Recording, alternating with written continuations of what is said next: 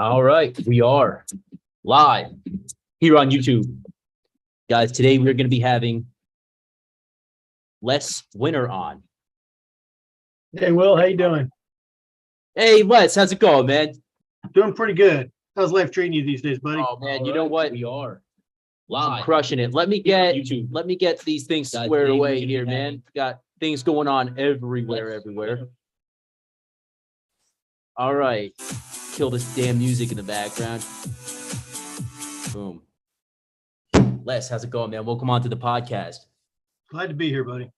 Hey, thanks for giving us some time, man. So for the guys and girls out there who don't know already, Les runs Pegasus Test, okay, YouTube channel. And this is a really cool channel. We're really excited to have the opportunity to talk with you, because what Les does is he tests not only gear and equipment, but he also goes out there and he tests different courses. He also goes out there and he tests tactics. And this is something that not a lot of guys are doing out on YouTube. And I see a lot of guys doing, you know, they'll review a knife or they'll review a rifle or something like that. But Les is a real dyed-in-the-wool warrior. He goes out there and he's constantly training. Not only does he run the One Shepherd Bravo Company outfit, and we'll get into that, but he also goes out there and is constantly training. You're doing woodland brutality. You're doing, Finnish brutality. You're doing all these other training courses, man. And, in between the time where you're not training, you're also running a very successful logistics operation. And, and I don't know if you want me to put out the name of the company or not. That's why I'm being vague about it. But no, yeah, you can put it out there. Polaris Logistics. We're a big company. You know, we got 6 offices across the country. I employ 70 people. You know, it's a big deal. So I don't mind talking about it. Cool. So, and that's, I assume that you kind of got into that business from your time in Marine Corps logistics, correct? Exactly. I literally am the recruiting poster. I went in, I got a skill, and I've made a company out of it with my business partners. Nice. Well, it's cool to see that you're successful doing that. And, obviously you're doing big things with Polaris, but it's even cooler to see that, like I said, man, your YouTube channel is starting to really gain a lot of traction here. And I've had several people actually request to get you on the podcast. So I reached out. I said, Les, I know that mother flower. Like, let's get him on here. So before I get into anything, man, I want to ask you, how was the last semester at One Shepherd? It was awesome, as One Shepherd always is, you know. Yeah. Every semester is unique, and it was really great. Met a lot of new warriors, had a lot of warriors at different stages of the training come back, and it was a really good, solid week of training. FTX was outstanding, and for all of you guys who haven't gone to One Shepherd yet, get signed up when they announce the next openings for next year, because it is well worth your time and effort. Yeah. And, we might as well jump into One Shepherd real quick. I was going to spend a little bit of time talking about some other stuff, but while we're on the topic, man, so how did you become commander of Bravo Company? I know that, obviously you served in Desert Storm. You are really heavy in logistics. You know your stuff when it comes to that but tell us a little bit more about how you were able to rise to that leadership position so quickly within the regiment. Oh, well, I'm co-located with Bravo Company out here. Where we hold the semesters out in West Virginia is about 40-minute drive from my house. And also Dr. Larson lives out in this area. And we started working on the logistics problems of One Shepherd. We have a lot of gear we have to move between Missouri and West Virginia. And a lot of that gear requires maintenance. And just by happenstance, we started working together on maintaining the equipment. And then I was able to start moving up in the organization that way. I first came on as a logistics officer for Bravo Company. I decided to take that position. And as the company expanded and we were able to recruit other cadre, I was then able to move up and have other people take over logistics roles. And then I filled in the CO slot. That's great, man. We're super glad to have you. Now, for those of you guys who don't know, the cadre at One Shepherd, they don't get paid. These guys are all doing it, kind of out of the goodness of their heart. And it's because that they want to see young, not necessarily young in age, but young warriors progress into more seasoned, more, shall I say, able and capable warriors. And is that kind of why you took that position? It's because you want to teach? Yeah, absolutely. You nailed it on the head, Will. One of the things out there is a term called martial arts, and people, when you say that, think that, hey, I'm going to go out and do taekwondo, jujitsu, or something like that. And those are definitely martial arts skills that I would encourage people to get good at. But the other part of your martial arts skill is your field craft, your proficiency with your firearm, and your leadership skills. And where One Shepherd can really complement somebody is it's a leadership school. That is the primary purpose of it. It is to teach leadership. It does that through the use of light infantry tactics and the Miles 2000 simulation system. And you take that, you combine that with a good set of martial arts discipline. It doesn't really matter which one you pick. And you combine that with good weapon skills, and you'll become a very well-rounded warrior, because One Shepherd will fill in your field craft and your leadership parts of your being the best warrior you can be. It's amazing how One Shepherd, I mean, it really takes somebody. You can go there having no experience whatsoever, even if you go there having, served 4, 8 years in the military. It's amazing how many times I hear people say this, there's just second to none. There is nothing better than this out there for what it's teaching, right? Small unit tactics and things like that. It really is amazing, just how good it is, and how, should I say, how capable the teaching methodology is. Dr. Larson really has a way of breaking things down, and I think that really trickles down through the leadership as well. Oh, yeah. And I think another advantage that One Shepherd has is people are there. They've paid their money, and more importantly, their time to be there. One Shepherd is a nonprofit. Like Will said earlier, no one gets paid. I mean, it is probably the most altruistic nonprofit out there, because absolutely 0% of the money goes to any salary. 100% of what they take in is for running the operation. And the price they charge, it's the best deal out there, hands down. I mean, if you sign up to go for a full week semester, the moment your foot hits the fob until it leaves it at the end of the week, everything's paid for. Your food, your weapons, your ammo, all your consumables, that's all included in the price. And there is no better deal out there cost-wise, just flat out there isn't. I mean, the conditions are austere. You are living in tents in the field, but that is a part of the experience as well. And I think the people that come to train there, because they put their time and their money forth, they are more willing to absorb what is being taught.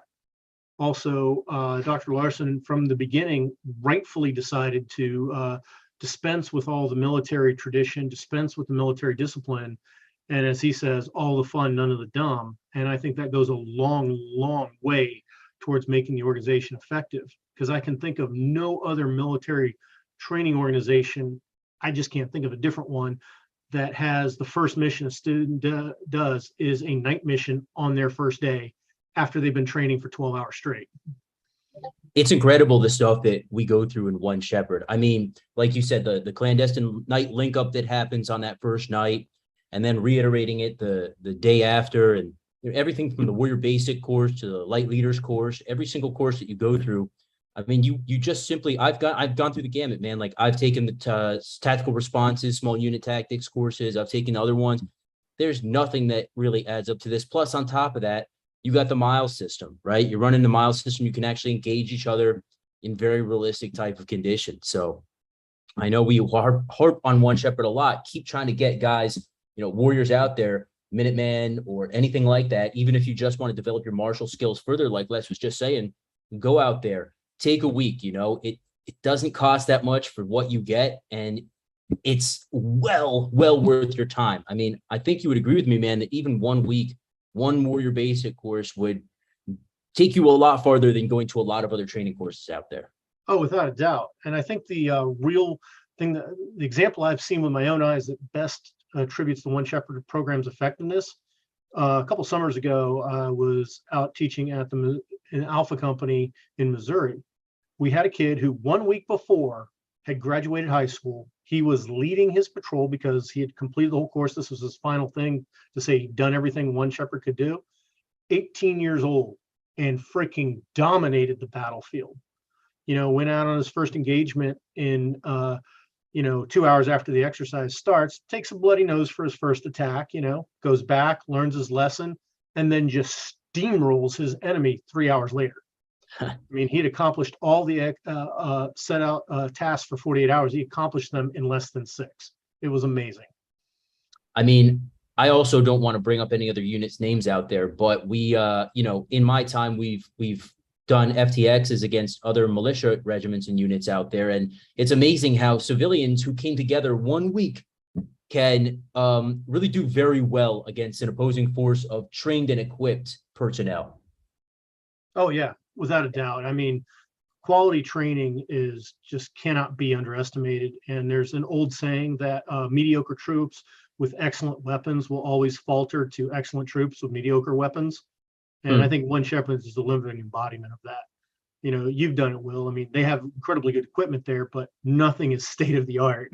No.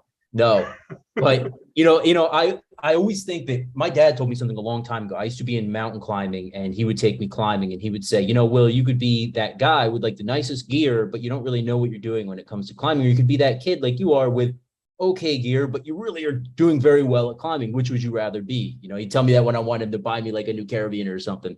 And the example really hit home, and it hits home now, like you just said. Okay, the gear's what it is. It might be like we might be running Alice gear from the 90s or whatever, but it doesn't matter, because if you can take that gear and make it work, then anything you put on top of that, whether it be nods, whether it be thermal, whether it be any of the modern stuff that guys are using now, well, it's just going to make you all the more better. Oh, absolutely. Beyond the shadow of a doubt. And the other thing that One Shepherd doesn't really emphasize, but I think is an important thing, is that they'll teach you how to use a radio, but then you're going to use it in a tactical environment and learn the real limitations of it. They're using surplus military radios from the 80s and 90s, back the PRC 77s or Vietnam era stuff. But if you do the stuff that you need to do with that radio, you can make it perform miracles. Yet if you don't go by the basics and kind of respect your equipment, it will fail you. And people say, oh, it's garbage, it doesn't work. No, it works really good. You just have to know your part to get it to work, and learn the importance. Like in my last exercise I just did out there in Missouri, I was one platoon leader. The other platoon was just horrible about their ComSec, and it didn't take us very long to find their channel. And then we listened in on everything they were going to do, and they chatted nonstop. So to the point that patrols I was going to run to gain intelligence, I'm like, well, I'm getting over the radio. Go ahead and sleep, guys. We don't have to go do something. That's it's a great. hard lesson to learn, but it's the only place you're going to get taught that lesson. Yeah. And it's honestly, it's better to learn that stuff in the safe environment rather than, who knows, right? Down the line, we just saw the war happen in Ukraine, right? We saw a lot of people head over there who probably shouldn't have been over there, and they got sent. But, they haven't even gone through something like this. But I'm telling you, if you go through something like this, you do all 6 semesters, I'm sure that maybe you wouldn't be the one that gets sent home, right? But my point in saying that is, fail in a safe environment like this, where you're not going to get a bullet through the chest. If you fail, if you make a mistake, Les, I think the old saying in martial arts is a pint of sweat saves a gallon of blood, or something like that. Yeah. Oh yeah. I at the risk of being too thinking too cool here, but in a way, One Shepherd is like Top Gun. The Navy learned in the Vietnam War that if a pilot survived his first 10 dogfights, he'd probably survive 100 missions. And they created Top Gun as the safe place to have those 10 dogfights. One Shepherd, in many respects, is the same way, because, and you've been in enough semesters, you've seen it too, Will. You see people go out that made really, rookie maneuvers, because they just didn't know better. Dumb would be too strong a word. They just didn't know better. And then you see a couple semesters later, like, this guy is like the one you can depend on. He's knocking it out of the park because he's taken in the lessons and he's learned how to apply them, both by doing and by seeing other people that are ahead of them in the semester apply it and do it, and seeing their mistakes, or seeing their successes, more importantly. Yeah. And, our partner DJ, who was infantry in Iraq, he always has a saying he likes to reiterate to guys is learn one, do one, teach one.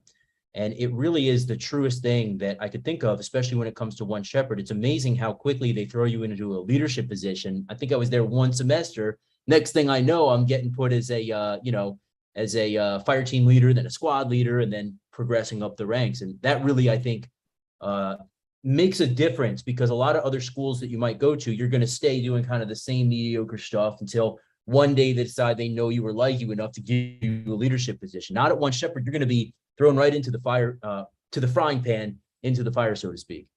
Yeah, and as a company commander, that's one of the things that is the toughest decision that I have to make every semester, because I have the students that I have there, and I have basically their bios about, hey, how much one shepherd have they done? And sometimes it's easy. Hey, this gentleman's on his sixth semester. Well, yeah, he's going to lead one of the patrols. Absolutely. Oh, this guy's on his fifth. Okay, man, he's right in there as his APL, and then depending on where people are, okay, these guys become the team leaders. Hey, these guys that are going through Warrior Advanced, they've just done a lot of stuff with the special weapons and the radios. So they need to be RTOs and special weapons people. And you fill in the slots that way. So yeah, your first semester there, probably going to be a rifleman, but it's also very possible, but by your second semester, depending on who else is signed up, you could be a team leader. The semester that you and I did in West Virginia, the very first one, you're out there as a team leader and I'm the APL. And it's Yeah, right. some of our first semesters. So yeah, and it's like you say, it's the way to learn. I mean, it may not be fun all the time, but you got a lot of pressure on your back, and you're saying, like, I don't even really know what I'm doing here, but it's okay because you're not going to get anyone killed. You're just out there and you're learning. And by the time you come home from that, you're going to have so much information in your head, but you process it, and by the time you're ready for the next semester, you're a way better warrior, which is a cool thing to see. Oh, absolutely.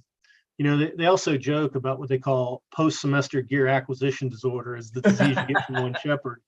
And it is true, because I have noticed two things that happens with people I see coming back and back. It's not unusual for a first-time person who's literally just putting their toe in the water to rent some gear from one shepherd. And you're going to get 1990s Alice gear, for various reasons. One, it's good. Two, it's durable. Three, it's affordable. So it's very easy for one shepherd to put that out for rentals. But somebody uses that and they see what the people that are more advanced in them semesters are doing. And the next semester they show up, they have their own gear. And, each semester that goes by, you'll see tweaks go by. Like the guy will try different pouches, try a new harness or whatever. And you'll also see the people that just went too far. Like they rented the Alice the first semester, and the second semester, they went and bought all the Gucci shit and found out it didn't work in the second semester. In the third semester, they come back and they're really pared down to what they actually just need. And that's actually a great topic to talk about with you, because obviously Pegasus tests a lot of this stuff. So, I've seen a lot of guys come through, and like you say, maybe second semester, maybe even first semester, sometimes they have the plate carrier and the 50-gallon backpack and the, heavy armor helmet, and they just can't make it through even the ruck march out to the objective. And there's a lot of stuff that I think may be suited for different operational environments, right? Like if you're going to go hit a house and you're a Delta guy, sure, run your cool like plate carriers. But if you're going out in the middle of the woods, wouldn't it be a little bit better to stay a little slicker? Oh, absolutely. Plate carriers are great. Modern body armor is a testament to, one, American ingenuity, and two, just what technology can do. All that being said, wearing armor is taxing. In the great experiment, I tell everybody to try. Mow your lawn next Saturday wearing your armor. Yeah. And tell me how you feel after it compared to what it normally like to mow the lawn. Armor will kick your ass if all you do is just sit around in it all day. And that's not even exerting yourself. Mowing your lawn is exertion, but it's not like carrying a ruck for a long time. Carrying your ruck and armor at the same time will just destroy you as a warrior. You'll get to where you're going, but you'll be able to do absolutely nothing when you get there. So if you're going to be doing stuff in a heavily wooded area where you're depending on your feet to get you there, armor is probably a liability, to be honest. Now, if you're doing vehicle mounted ops, hell yeah, take your armor, because the vehicle's doing all the work for you, and you may be going, worst case, 100 meters from the vehicle. Yeah, take your armor. Why not? Look like the damn Shogun warrior if you want, if that suits your mission needs. But know why you need armor before you just automatically default to armor. And the only way that we can know kind of what we need when we need it is to go out there and train. Oh, absolutely. If all you do is buy gear and leave it in your basement, you're not doing yourself any favors. No, and it's astounding to me how many people I see out there in the tactical community who buy all this shit and they never train in it, they never use it, and they expect that one day if the apocalypse comes, they're just going to put it on and just mow enemies down. And it doesn't bode very well for for their mindset, I think, right? I think you're spot on about that, Will. Yeah. So let's get into Pegasus test a little bit here, man, because I really love what you're doing on the channel. I've been watching it for a couple of days, and the interviews that you did with Dr. Larson were really cool, actually. The one that I was watching in particular was about the red team tactics. And just to break it down, basically, in a nutshell, the theory was that when you send an opposing force, Op 4, against a, Blue 4 against let's say the Americans, help me with this, Les. Let's say, the American army wants to train to fight the Russian army, but the American army, I think Dr. Larson's point was, is going to always fight like the American army. So you never Exactly. really learn the tactics of the enemy. And I thought that was a really interesting talk that you guys had. And really, even you brought Sun Tzu into it as well, which I thought was cool. Can you kind of break that down a little bit more in detail for us, just in a summary Oh, to sure, what yeah. we're talking about? Well, a great example is if we look at the war of Ukraine.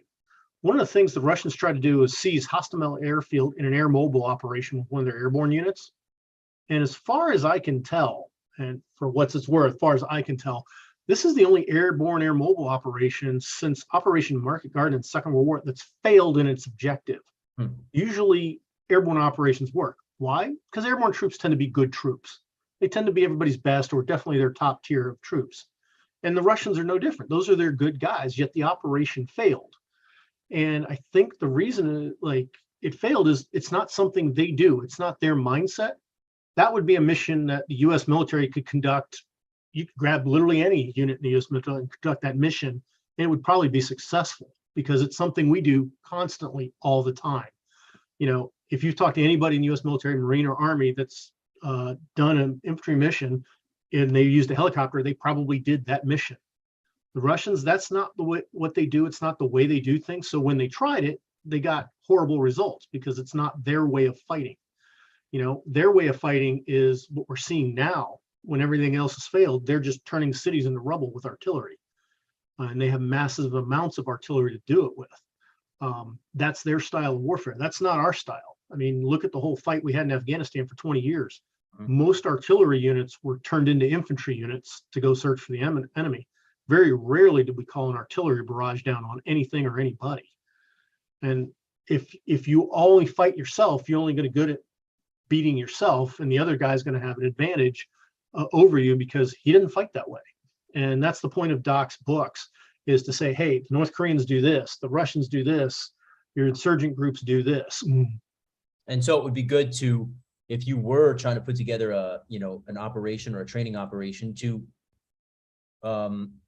educate yourself on what the tactics the enemies use and have your Op 4 actually go ahead and deploy some of those tactics.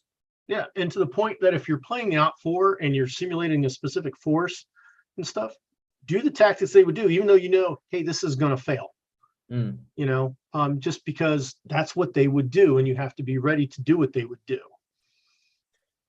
It's really fascinating to me, the whole Op 4 Blue 4 thing. I think it's been done kind of since the dawn of time, but it's become a lot more of a science, I think, over the years.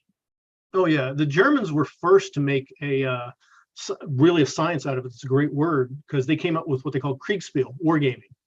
And one of the reasons it led to the peace of 1918 in the First World War is the Germans had wargamed out their 1919 offensive and went, this ain't gonna work. And they had already been able to determine that based on their own experience of their forces and what they had learned fighting all the Allied forces. And they decided to sue for peace because they knew what they were planning to do just wasn't going to work. Yeah, it is such a science, just the whole military operations in general. And, that's something that you really get at in One Shepherd, is actually going out there, the force on force aspect of it. And I know other guys do a lot of force on force CQB with sim rounds and stuff, but it takes miles, I think, to really be able to do it at a distance like we do it at One Shepherd. Yeah. I know that you do a lot of other training as well. Like I mentioned, Woodland Brutality, all the Brutality series of stuff. Can you talk to us a little bit about, what that's like and what the Brutality series kind of is? Yeah, sure. Brutality matches are kind of a cross between CrossFit, military tasks, and competition shooting. They're a hybrid of everything. And what you do is what makes a Brutality match hard is, one, the time. Like you get a 3-minute part time to do a stage. Most of your 3-gun USPSA stuff, guys shoot those stages in 15 to 40 seconds. Brutality matches, not timing out in 3 minutes is an accomplishment in and of itself. And you have real world tasks you have to accomplish during the stage. Like one of the stages that are in every brutality match is called the Casarda drill. There's variations of it, but what you do is you throw a kettlebell, and wherever that kettlebell lands on the range, that's your next shooting point until you get it to the final point it has to get over. And if you think about it, you throw the kettlebell, you go however far it goes, and you get down in the prone and shoot. That's individual movement technique. I'm up, they see me, I'm down. It's one of the most important military skills. And you'll do other things during it, like at Finish Brutality this last time, they had us firing in, from, and around a real honest to God BMP, engaging targets from an armored vehicle. Or in one of the stages, we had to sabotage the BMP, make it inoperable, and then go out and engage targets. And they had scenarios like, oh, your unit's at rest. You're actually sitting in the sauna, buck ass naked and stuff. The enemy's attacking. You had to run out and grab your gear and repel the enemy. Cool. That's really cool. One thing, and I saw that when you were shooting around the BMP, and was it that video where you had a pretty major malfunction in your rifle? Oh, yeah. That was the Sisu stage. In Finland, they make their own MRAP called a Sisu. It's basically the same thing as an MRAP. And for some reason, the rifle didn't want to run. And I think what had happened is I'd made it a little too Gucci. The type of rifle I was using called What Would Stoner Do rifle, produced by In Range and Forgotten Weapons. And I had it Cerakoted and finished camouflage, and I had the mags done. And I think the Cerakoting and some other stuff, I just created this tolerance stacking problem, because now the rifle's running great, but I had to fight through it.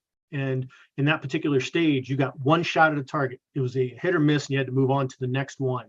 And it involved crawling under the military vehicle and everything. And what was happening is every shot I was getting a malfunction. I was like having to rip the magazine out, clear the rounds out, get it back in, get it to feed around, almost like a World War I bolt action rifle, and get the hit. And I ended up, after 3 minutes, parring out and only getting 7 of the required 13 targets. So I thought it was really cool. Damage to my score. Well, you know what? I thought it was cool to watch, though, because you stayed calm the whole time. And it really does show. And this is one of the real things about your channel, man, is it shows real stuff. It shows that, hey, sometimes this gear isn't going to work. And I'm not going to, put on a happy face about it because I want to make somebody else happy. I want to show you guys, hey, this is working. This is not. This is what could be changed. And in that case, it was showing, hey, when a warrior's rifle malfunctions, stay calm. Don't freak out about it. Do your drills and keep going with the mission. And I thought you did a really good job on that, because I could tell that you were getting frustrated, and I was getting frustrated watching and thinking about me being in your place, thinking about I would be so upset right now, but you just fought through it. And I thought that was a good lesson to kind of let everyone know about, is if that's going on, fix the damn problem and keep going. Yeah. And well, one, thanks for the compliment. And two, I'm kind of proud of that stage in a way. It's like, okay, so I've dropped 6 possible targets and collected each penalty 60 seconds. So 6 minutes of penalties. But at the same token, I wasn't the worst guy on that stage. And fighting through it prepares you, because competitions is when things are going to fail. Yeah. If you go to the flat range, you're just going to practice your drills. Your weapon will never malfunction. It just won't. It's only when you're on the clock does it malfunction. And that's the only time that tells you, hey, did I really focus on this drill like I should have? Because I guarantee you, my first brutality matches back in 2018, 2017, yeah, if I'd had those same malfunctions, it would have been a whole different story. Stuff. But like, I encountered some malfunctions in those matches back then, and I said, oh, I got to focus on my malfunction drills. Years later, the training paid off. Let's talk to us a little bit more about that, as far as going out and training on the flat range versus actually putting yourself under pressure and stress. I mean, how much should we be going on the flat range and practicing our basic skills? And then how much should we actually be doing pressure testing? That's going to be dictated by your means. I mean, yeah. Some people, like if they go to the range, those they have access to is a 25-meter indoor range, and they have to stand in their lane and they can't do anything real dynamic. If that's your situation, then focus on your fundamentals. Make sure your fundamentals are solid and stuff. That means you're not doing mag dumps. That means you're just doing basic 1900s level, competition stuff, you stand there and deliver basically.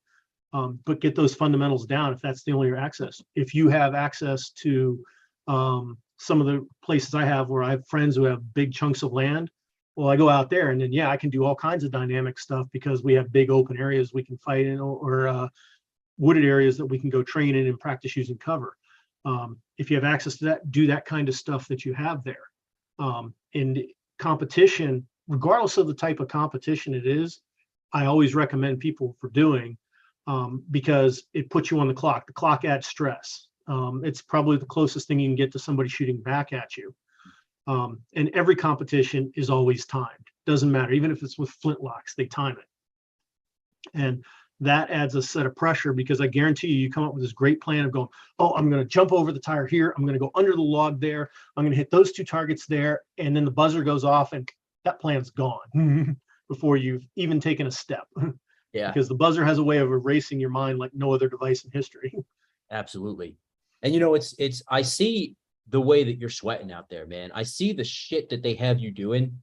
How important is it to stay in really good physical condition as a warrior? Incredibly important. And I'll give a great example about that at the last Finnish Brutality, and people can check my video out on this. I'm 53 years old. Age is starting to catch up with me. I was there with a Swedish Marine who is in his mid-30s, and he did what they called the recon division. I was shooting in the armored division. Recon division was the same thing, but between every stage, you had to go run 3 kilometers in all your gear. That's with armor, your weapon, all your ammo and everything. And he did it all in a day. So he, in addition to shooting 10 stages, he ran 30 kilometers, won his division, and was one of the best shooters out there. Wow. That's impressive. So there's the importance of physical training right there. Now, would you stress cardio conditioning or strength, or both? Both is optimal, but it depends what you want to accomplish. So I focus more on cardio because I see myself more as an infantryman with a pack on my back. And that's going to serve me the most at One Shepherd. Not going out into the field and not getting smoked is going to serve me better than having spectacular upper body strength. Yeah, no, absolutely. Is there any specific way that you recommend training for that specific type of mission, going out there, putting a pack on your back? I mean, other than going out there and putting a pack on your back. Well, that is the best way to train for sure. But believe it or not, just walk. Just go and walk. That's going to, believe it or not, just get your body used to the motion. It'll help build up your cardio. Walking is never bad for you. There's no exercise program that says don't walk. Right. Yeah. Even in bodybuilding, man, you're supposed to walk, right? So yeah, exactly. I mean, I know at the gym I go to and stuff, I'll see a lot of the bodybuilders grab 2 plates and just lap or 2 around the inside of the drum between their reps. Yeah, no, you're absolutely right about that. And that's actually a good point, because I know a lot of guys, and they say, I don't want to do too much cardio, I'll lose all my muscle, this and that, which we can debate if that's true or not. But, even if you're on that boat, you're still supposed to be doing a little bit of walking. So well put. Yeah. And there's a thing out there, and I noticed it when I first got in the Marine Corps, and I've seen it hold true everywhere I've dealt with a military organization, regardless of what country. You have a group of guys that you can literally put their own body weight on their back, and they'll walk 20 miles, no problem. You ask them to run and qualify for the physical fitness test, and they're barely going to make it. Yeah. There's another group of guys that can run like jackrabbits, max the PT test run, no problem. And you put a pack on their back, and they're like turtles turned upside down. And there's a very small group of guys, usually with cool names like Recon or Special Forces, that can do both equally well. So do you think that, I mean, for guys like you and I, who, you're a former military, I'm not in the military, but we do certainly take our responsibility as citizen soldiers pretty seriously. You think it would be important to be well-rounded in the fact that we can do push-ups, we can put a ruck on and march, but we can also run a couple of miles in gear if we need to? Oh yeah, well-rounded is always the right answer. It's better to know how to do everything than be a master of one thing. Doesn't matter if you're the world's greatest marksman. If you can't get to the fight, doesn't count. Yeah, and actually, we did a video about this last night where we were talking about just that. Getting to the fight sometimes sucks the most, but it's kind of the most important part, right? If you can't get there, then you can't fight. Exactly. Yeah. Exactly. So when did you start the YouTube channel, man? Back in 2017. Okay. It kind of started it because like people were always asking me questions about, hey, what gear should I buy? What do you think about this gun? Should I go train at this place? And I'm finally like, I'm just going to put this out on the web so it's always there, because I think I'm answering the same questions all the time. It's amazing to me how many times guys like you get asked kind of the same questions all the time about, basic gear setups and about rifles and about this and that. So, it makes sense that you say, well, I'm just going to put it out on YouTube. Here's the link. Go and check it out. Oh yeah, because you tell the story 50 times, you'll leave important parts out. Yeah, no, absolutely. Absolutely. I mean, well, it's cool to see also the way that you've been able to explain these things, because you have that background of Marine Corps, and you did serve in Desert Storm, if I'm correct. That is correct. Yeah, so you've got that real world experience too, which really helps because, there's some guys out there who know a lot about this stuff, but that's when it boils down to it. They haven't served in any combat, or they haven't been in a war zone. And guys like you out there, I think it's so valuable for guys like me who it's like, I'm really into this stuff, but all right, you've been there, you've done it, you've seen what works and what doesn't for the most part. And now thank God you're here and alive to tell us, younger guys, hey, do this. This is fucking stupid. Don't do that. And it is cool to see. And I think more and more people are wising up to the fact that, hey, the world's becoming a lot more dangerous. Maybe I should go train instead of just keeping my AR in the safe, right? Oh, absolutely. If your AR is the safe queen, you're wrong right there. Even if the only thing you can do to it is go to an indoor range and just shoot at a zeroing target, you'll get mileage out of doing that than it will just collecting dust. Because if you don't learn how to make it work, it's not going to work for you when you need it. So what's your and I'm not going to get too political with you, man, because I wouldn't do that to you, but what's your opinion about the way that the world is going? I mean, are we going to be in store for more dangerous times here? And then specifically in the United States and CONUS here, I mean, do we have the potential to see some stuff really kind of happen eventually? Yeah, the world's going to get stupider before it gets better. Well put. Ukraine was a great example. In the early days of the invasion, the first couple of days, the government was telling people, go to the police station, they'll give you a rifle to fight. If you're going to go with the rifle behind every blade of grass strategy, start watering the lawn. Well put. Yeah. Go out, know how to use your weapon. I mean, everybody's got different means. Some have better monetary means, while other people have more time and everything. Very few people have the money and the time to do everything. But if you have the time to train. Worry more about the training than the gear. A plain Jane Palmetto State Armory bare basic AR will do you more than the greatest thing Daniel Defense can produce if you don't use it. Getting training out of a low grade rifle will stand you better than spending all your money on the greatest thing out there and then never using it. I've heard that from a number of other really, guys that I respect a lot out there, like James Yeager, for example, when he was still around. He said, you could spend $1,000 on a rifle and some optics and it would look really cool, or you could spend $1,000 on training and get a basic rifle. Who do you think is going to come out on top in a fight? And it really is true, man. I mean, if you're just buying something and like you say, if it's a safe queen, well, you got one, but what happens when, a couple of criminals come into your house? Our big thing here at Gutter Fighting Secrets is like, you think the criminals that are attacking you aren't knowledgeable on violence? You're crazy. I mean, these people are doing violence because they've done violence in the past. So we should never, I think, underestimate our enemy. And if you're not actively going out there and preparing for a tough fight, if you think everybody's going to be like some Uki in a white belt that you're fighting, well, you're crazy, I think, right? Oh, absolutely. It's, a number of people I've met who have spent incredibly good money on good quality firearms, even gone to the trouble to get some good training, and then it stays locked up in the safe in their basement. Yeah. And they'll have all the excuses in the world why it's locked up in the safe in the basement. It's like, okay, so tell me how you're going to get from your second story bedroom down to your basement and get that $1,000 safe open and get that pistol out while the guy's ransacking the house and doing unspeakable things to your family members.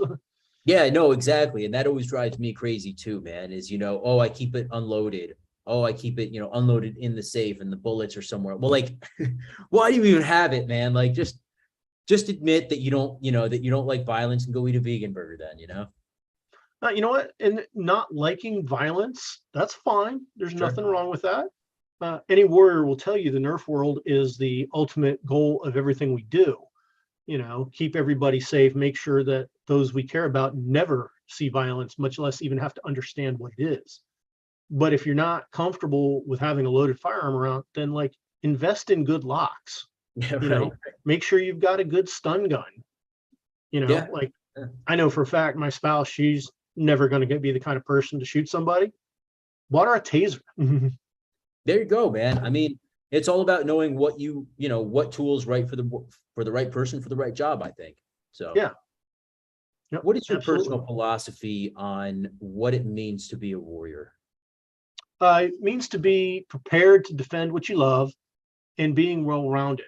It means being good at martial arts, all the martial arts. And by that, I mean knowing a way to personally defend yourself with your hands, but also knowing how to defend yourself with a weapon, also having the field craft that when you have to leave your homestead, you can fight in the wild and have enough skills to work with others and lead others, because anybody who fights alone dies alone. Nobody does anything alone ever.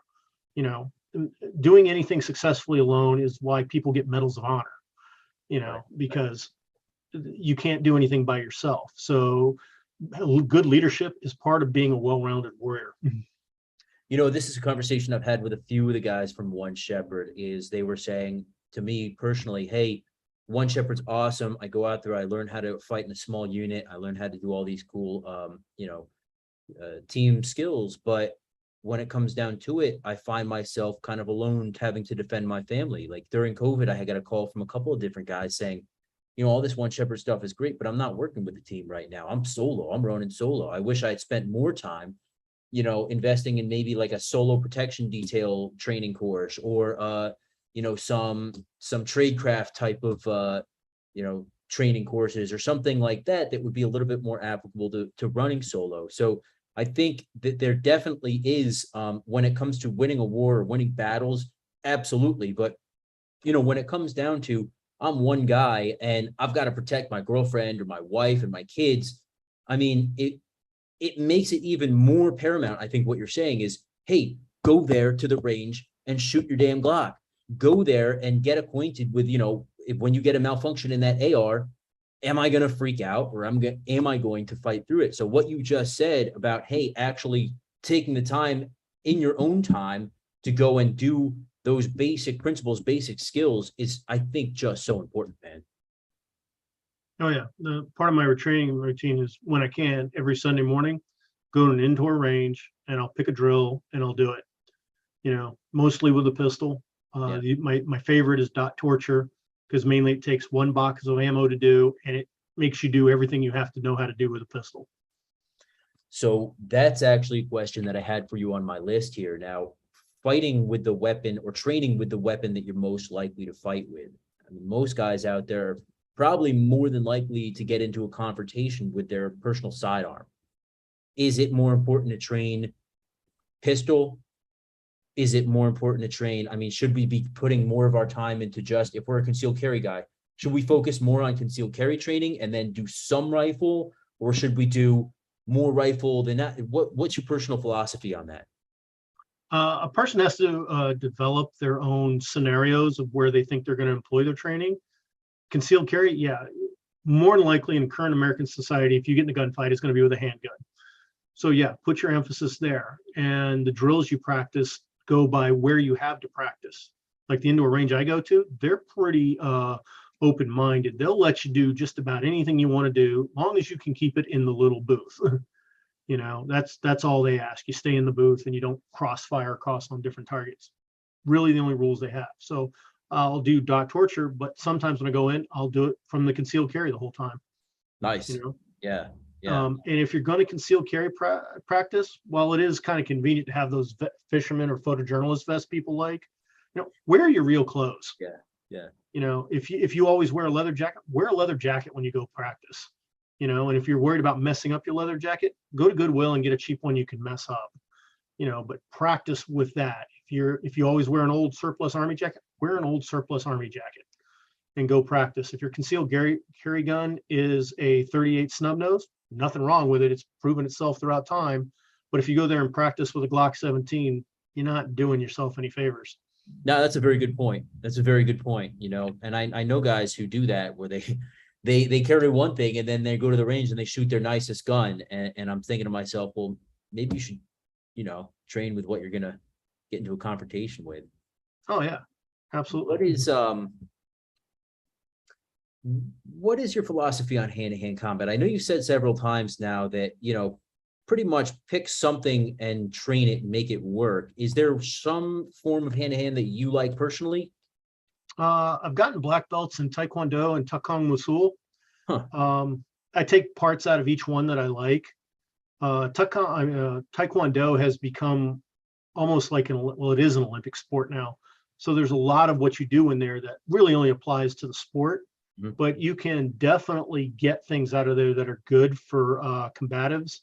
Yeah. And also any martial art, it can be Aikido, it can be Jiu-Jitsu, it can be Taekwondo, will give you discipline, to manage yourself in a fight. Because when you go to a match and you get evenly matched against somebody, you've really got to learn to keep your wits about you. And it prepares you for taking hits because, well, I'm sure, in a hand-to-hand thing, you're getting hit. You're not getting out of not getting hit. This movie stuff where you go in and punch the guys 3 times and he doesn't know what happened to him. That doesn't happen. Yeah, no, it doesn't. No, it doesn't. And what was the other martial art besides Taekwondo that you have a black belt in? It's called Takong Musul. I've never heard of that. What is that? It's a South Korean one that was specifically developed for their Marines and Presidential Guard. Huh. And it's all about doing martial arts, but it's designed around having your combat load on you. Oh, cool. Wearing your rattle battle, having a weapon with you and everything. So it's kind of the closest thing to it, probably be Krav Maga. Okay. I'm going to look that one up. That's pretty cool. So when you were getting your black belts in those, I mean, you mentioned discipline. I think that's a really important thing. I mean, how long did it take you? It obviously didn't happen overnight. It took me about 3 years to get my Taekwondo black belt and another 2 years to get my one in Takong Musul. And the main reason the time difference was Takong does not have as many forms to learn as Taekwondo does. And you also, I'm assuming, learned some type of hand-to-hand combat in the Marine Corps. A very basic one, yeah. And mainly grappling, basically, which was very good because in that kind of fighting, you always end up on the ground. And that can work for and against you. If you can get on top of your opponent, you've got the advantage because you're dictating the fight.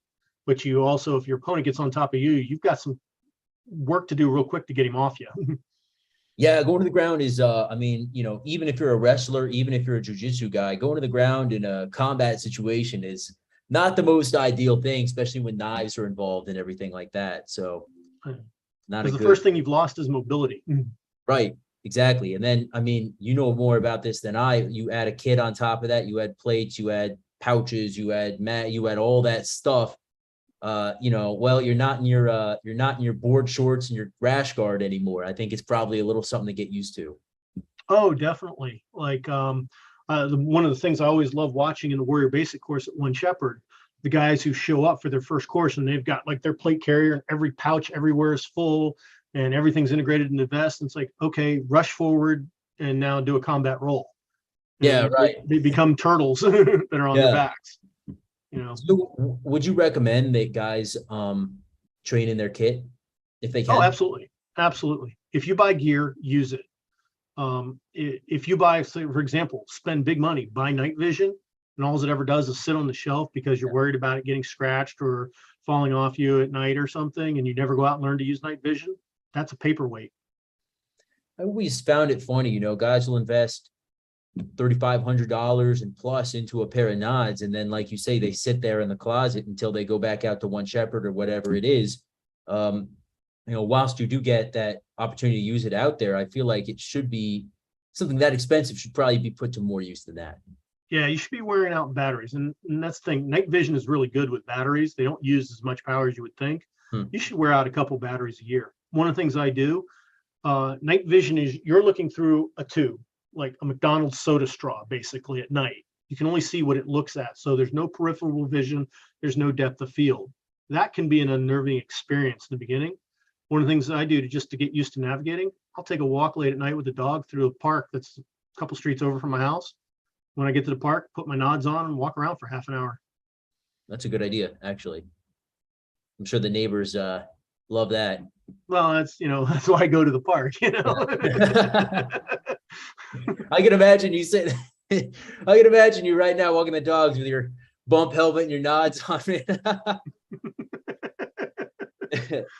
Yeah, but seriously, that's the thing to do. And on another device to do that with is radios. When my kids were real young, I had a set of Wuxons and put one of my kids up in the tree house that we had for him in the backyard. And I'd go walk the dog all around, and we just plotted out around the neighborhood where the radio worked and didn't due to terrain or building obstructions and all that, and great exercise just to find out what the equipment does. I wish more people actually would go out there and do that. Put their gear where their mouth is, so to speak. Now, bro, we have most of our guys here on Gutter Fighting Secrets are into prepping, and they take the responsibility to be prepared for whatever's to come pretty seriously. Could you give us kind of a brief overview of some of the disciplines that you would advise people who are preparedness minded to be involved in, whether that's, not just going to one shepherd, but are there other areas that you would be advising men and women to be training in? Yeah. If you have a group of people you're working with, have one guy be the calm guy. Whether it's just you're using cheap Baofangs or you make a real investment in ham radios of all types, have one guy be that expert, Yeah. And I've found a lot of groups, if you can get 5 or more people to go, you'll have the one guy who's interested in being the radio guy. And you kind of need somebody to nerd out on that just as much as you need somebody to nerd out to be your long range guy. Yeah. And it's super important because that stuff is so complex, man. Like, you give me a freaking radio and I'm like, can you program it for me? So I'm not far from that, Will. I am not the comm guy for sure. But it's amazing if you look throughout history, phones have failed. Our cellular has failed. The power's failed. Ham radio has been around since the 1930s, still works. And in so many disasters, even recently with the hurricane just down in Florida, the ham radio network got up, and that's how they found all those people over in that one island where the bridge was washed out, that there were people there needing help because the ham radio could get up and working. So I think radio comms is just a skill that you should have access to. Yeah, no, that's a good point. Have access to comms or be able to access it somehow, get the information from other places, other locations. Really great idea. I mean, how important is medical training in your opinion? Very important. If you ever go to a class with me, the first thing I tell everybody is I have a medical kit and I can stop your bleeding. However, don't screw up because I am the last guy you want fixing you. Yeah, medical training is very important. And it's also a perishable skill in 2 ways. Like anything, if you don't do it, you're going to forget it. And 2, things change. If I were to employ some of the stuff I learned back in the 1980s when I first learned in the Marine Corps as a young private, those things are no-go now. Those are some of those techniques are like, don't do that at all. That's the worst thing to do. Or some things they thought were bad or good. Like we were always taught, in boot camp that a tourniquet was the last resort. He taught us how to do it, but it was the last resort thing you did. Now tourniquet's almost the first go-to thing.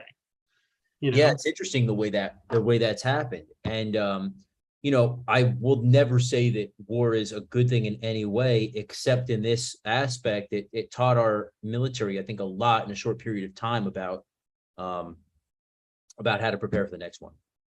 Oh yeah. In medical technology, 1982 was an incredibly big year because if you look at conflicts between modern militaries, in 1982 you have the Falklands War. And they had a hospital there that was set up by the Royal Marines. And if you could get somebody to that hospital, they lived. Mm-hmm. As a matter of fact, they started calling it the red and green life machine because getting a guy there was trouble sometimes. And they spent sometimes 12 hours trying to get a guy there. But if they could get somebody to that hospital, they lived. At the U.S. Army hospital in Kandahar during the entire Afghan conflict, 99.9% survival rate. Wow. That's impressive. And one of the things they've learned is a lot of the techniques to just get people there. And the tourniquet became one of the things that actually turned out saving people's lives. Let's talk to us a little bit more, and I won't keep you all night, but talk to us a little bit more about some of the stuff you may have learned in your Marine Corps training back in the day that might not be applicable today, and then kind of vice versa, if you can think of any examples. Ooh, put me on the spot. Well, I will say one thing I have definitely learned is a good thing is water. Always have water. The canteen specifically. I've done it at a couple One Shepherd semesters here where I've taught people the importance of the watering party. And it's a whole lot easier to send a couple guys out with a backpack full of canteens than it is to send everybody out with everybody's Camelback. Mm-hmm. So, always having water is important. And one of the ways you carry water needs to be a canteen of some type. I'm not anti-Camelback by any stretch of the imagination, but it's not the do-all, be-all, ultimate source of everything. The good old water bottle / canteen, that's a sustain. That's a very viable thing that you need to integrate into your gear. Speaking of the canteen, we just had one of our guys that we know here, screen name George Washington. He asks if One Shepherd is offering a winter course this year, and no, but SNS Training Solutions will be doing a 5-day winter course this year. George, if you want, we can get together and I can let you know how to sign up for that. But speaking about the winter, having a canteen cup, you can't cook out of a Camelback, right? Like it's pretty important, I think, to have something to cook out of. Yeah, you've been out in the field. Brent's superpower is his coffee. No, you don't want to take it away from him. No, that is definitely a death sentence. But it's also amazing. I've trained with a guy in the field, and he's been out all night. He hasn't slept in 24 hours. That man having 1 cup of coffee can totally restore himself. It blows my mind how that dude operates, man. Like he literally just goes and goes and goes. And I don't think I see him rest. I never see him rest. He'll take cat naps and it'll be like a 3-day FTX and he's out all night hunting for the enemy. He's like a freaking, he's a machine, man. It's impressive. He's definitely a machine. Yeah. And the funny part to me is he does this for vacation. Yeah. Yep.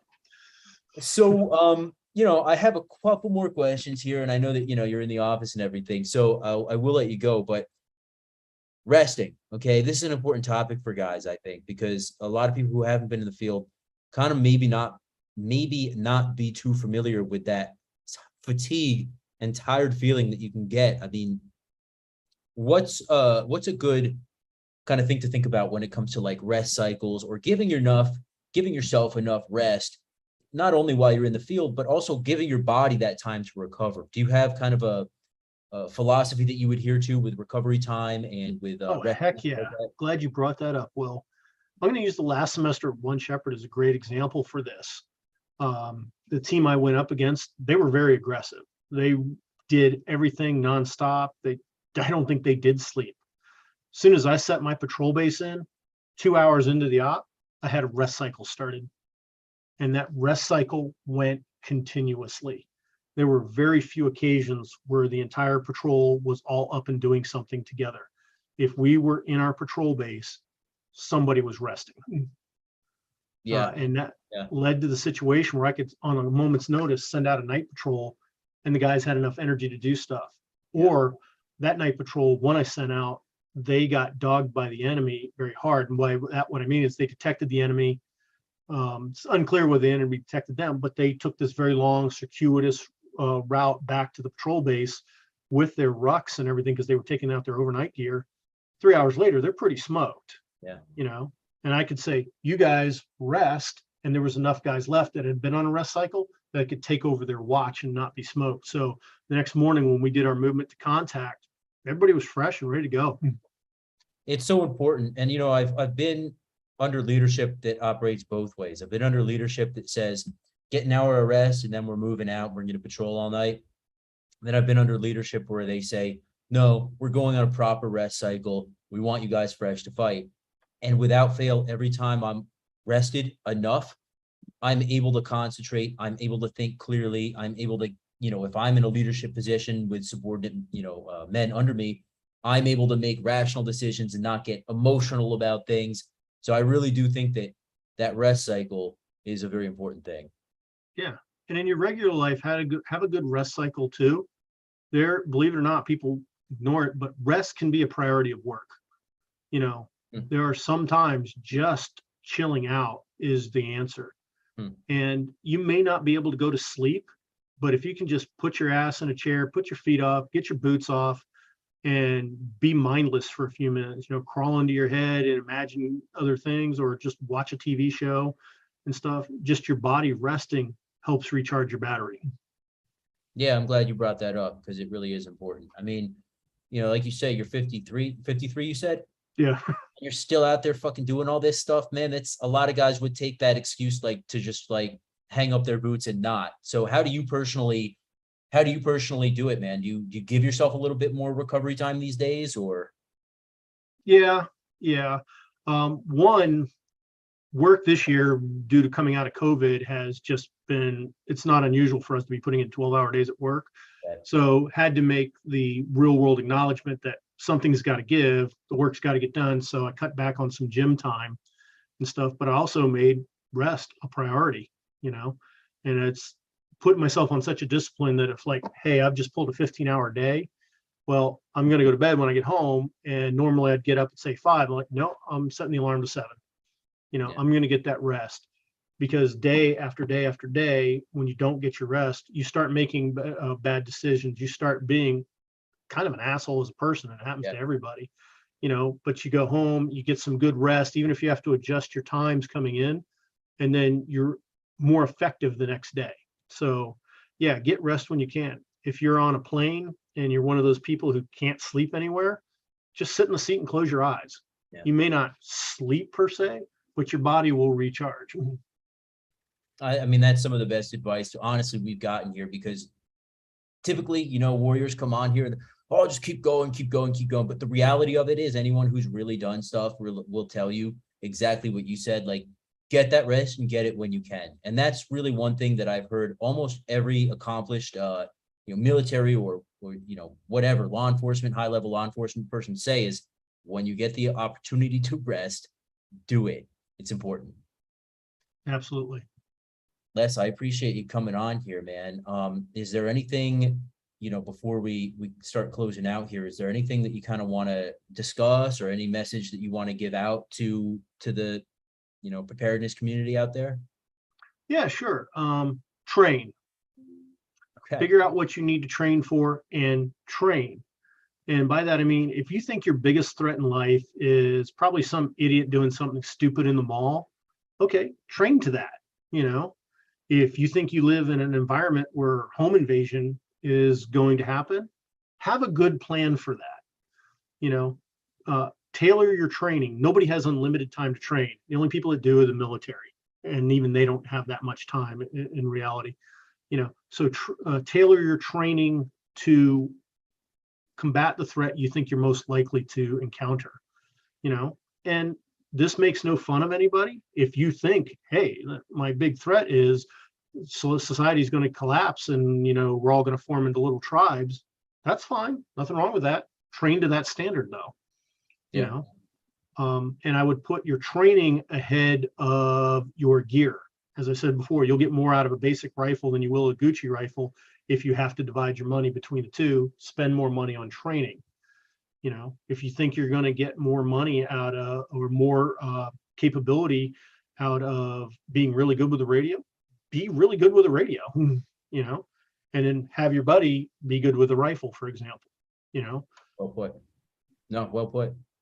So Pegasus Test at Pegasus Tests over on YouTube. Yep. I highly recommend you guys follow them. You will not be disappointed. Is there anything coming down the pipeline as far as content on your channel that we should be standing by for? Yeah, I'm getting ready to put out a lot of stuff on One Shepherd. We've just had back-to-back semesters between the West Virginia company and the Missouri company. And I attended both, and I've gotten lots of good stuff. It's just so much stuff. Editing it is real challenge. because as you know, Will, you go there for a week and it's feeding for a fire hose for a week. It takes a long time to sit down and distill what the important parts are to put on YouTube and stuff. Oh yeah. So I got a lot of that stuff coming. Next week, I'm going to Desert Brutality, and Awesome. I'll put out a lot of content out of that because I don't know what they have in store for us, but I'm sure it'll be a challenge. That's out in Arizona? It's going to be in Utah at the Southern Utah Practical Shooting stages. Awesome. And it's a great set of ranges to go to. Really great people out there. And I know they'll have good stuff in store for us because they've just completely revamped the facility. So if anybody's been there prior to about a year ago, go back. It's completely different. That's cool.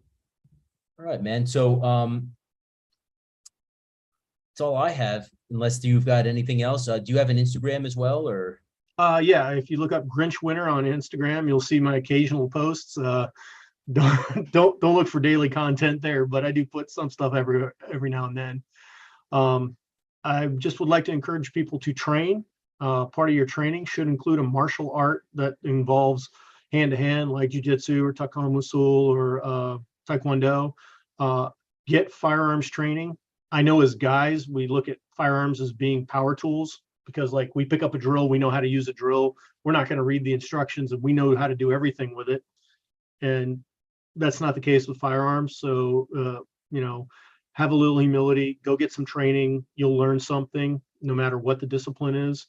Try to get cross disciplines in firearms. If you think all you're ever going to do is concealed carry, great, focus your training there, but go get some rifle training too, get some shotgun training. Because depending on how well you prep, every weapon has a purpose. Your handgun should always be with you. It can always protect you. Your shotgun will feed you because depending on the type of ammunition you use, you can kill anything on the North American continent up to polar bear with a shotgun. Your carbine gives you distance. It gets you out to 300 meters. It also gives you volume of fire. And a scoped rifle, and I use that term specifically, gives you more distance out to 600 meters. But it doesn't give you volume of fire, but it can still, depending on the rifle you pick, feed you very well. Yeah, no, that's great advice. One more thing, man. Do you have any idea when the next courses are going to drop online for One Shepherd? They usually put that information out in January because we finished up the 2022 training year. But there's cool stuff in store for next year. I can say that. There'll be 2 Bravo Company semesters, and there'll be 2 Alpha Company semesters. Look for the first Bravo Company semester somewhere in the April timeframe. We're still doing coordination with the training area and everything, so the exact dates are not locked down yet. Alpha Company will be out in Missouri and probably sometime around Memorial Day timeframe. Again, working out the area timing with the training ground on that. And then expect that Alpha Company will have their fall semester in September. And Bravo Company is probably going to have their semester in late October, early November, because we're working out a deal with the National Guard for access one of their bases down in Florida. Cool. And that'll open up some real new training opportunities for us, but that's not confirmed yet. Okay. All right. We'll be standing by for all that stuff, man. It's pretty exciting. Les, thanks for coming on the podcast once again, man. It's been a freaking pleasure, bro. Yeah, dude. Well, great to be here, man. Guys, until next time, please remember that you were your first and last line of defense, and I will see you all on the next.